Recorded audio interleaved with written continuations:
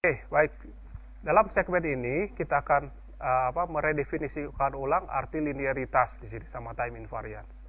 Karena LCCDE itu kalau kita menggunakan prinsip linearitas kita yang sebelumnya ya, dan time invariance ini sebetulnya tidak time invariant atau tidak linear, tidak selalu. Sebab kita tahu di dalam ini memori ya, di dalam memori ini nanti bisa berisi angka. Sehingga kalau kita memiliki angka-angka tertentu di dalamnya yang tidak nol, maka sifat linear itu mulai terganggu begitu. Artinya saya lipat dua inputnya, belum tentu outputnya lipat dua gitu. Sebab yang kasus pertama mungkin di dalam delay elemennya itu tidak ada angka, di kasus kedua ada angka begitu. Sehingga hasil outputnya tidak sama, ada pengaruh dari yang kita sebut zero input response itu. Ada pengaruh dari memori di dalam yang menyebabkan kita harus meredefinisi ulang. Nah, jadi sekarang kita coba redefinisi ulang konsep ini yang kita mau coba pikirkan dalam konteks LCCDE ya. Jadi Anda mengerti ya kenapa kita harus redefinisi ini kalau tidak berlaku yang sebelumnya. Oke. Sistem ini linear ya. Jika kriteria ini terpenuhi sekarang. Bahwa sistem yang LCCDE hanya bisa disebut linear bila total response sama dengan jumlah dari zero input dan zero state response. Jadi maksudnya apa? Anda sudah belajar tadi di segmen awal ya, bahwa output itu ada dua macam. Ada yang zero state response, ada zero input response. Nah kalau output total sama dengan zero state response ditambah zero input response, kalau dia sama ya, maka dia sudah memenuhi satu dari syarat ini. Oke.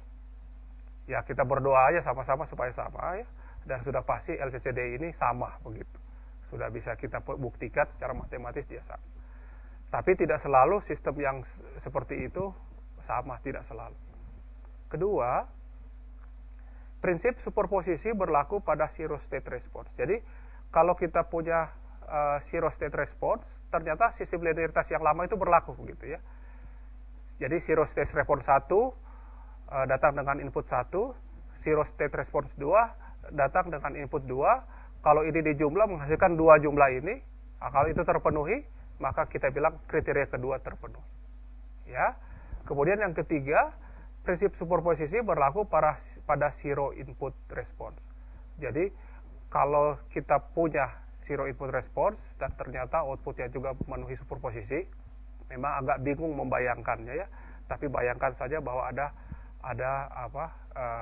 data di dalam itu dan ternyata kalau data di dalamnya lipat dua, dia lipat dua juga, datanya di dalam dia terjumlah juga, maka dia memenuhi kriteria ketiga. Oke, jadi kriteria linearitas di konsep LCCDE itu harus kita expand.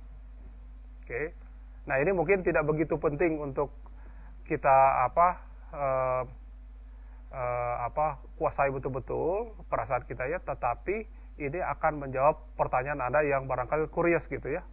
Ini tak berlaku kali linear ini, kenapa disebut linear begitu? Saya lipat dua, ini ternyata hasilnya tidak sama.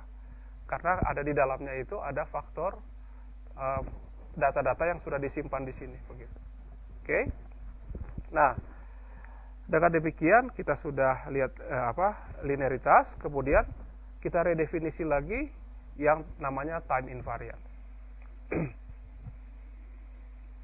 Nah, sekarang persoalan kita adalah membuktikan bahwa ini time invariant.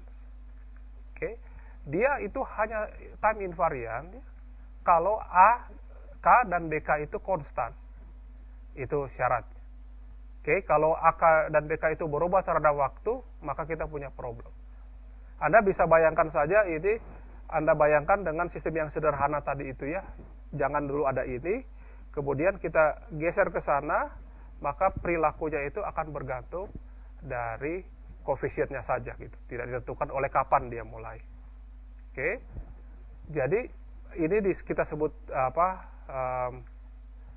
linear time invariant itu karena dua-duanya.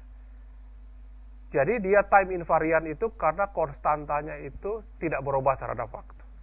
Jadi kita sudah bisa membayangkan ini bahwa kalaupun kita masukkan input yang berbentuk sama tapi tertunda, maka hasilnya pun akan berbentuk sama tapi tertunda. Ya, Anda bisa bayangkan sistem ini kalau saya mulai di sini dan inputnya begini, dia akan menghasilkan output apa. Kalau kemudian sistem yang sama saya ini pindahkan ke sana, saya jalankan juga begitu, maka outputnya akan sama gitu. Tapi tergeser gitu. Terbayang karena ini cuma dikali dan ditambah gitu. Ya, terbayang sama kita dia time invariant. Oke. Jadi kita argue di sini bahwa karena AK dan BK itu konstan, maka sistem ini time invariant. Mudah bisa kita lihat. Terakhir, stabilitas. Kita cek stabilitas ini. Oke. Nah, apakah sistem kita stabil? Untuk sistem rekursif, LCTDE merupakan sistem bibostable jika dan hanya jika untuk semua input terbatas dan semua kondisi awal yang terbatas menghasilkan respons total yang terbatas. Nah, ini redefinisi dari stabilitas ya.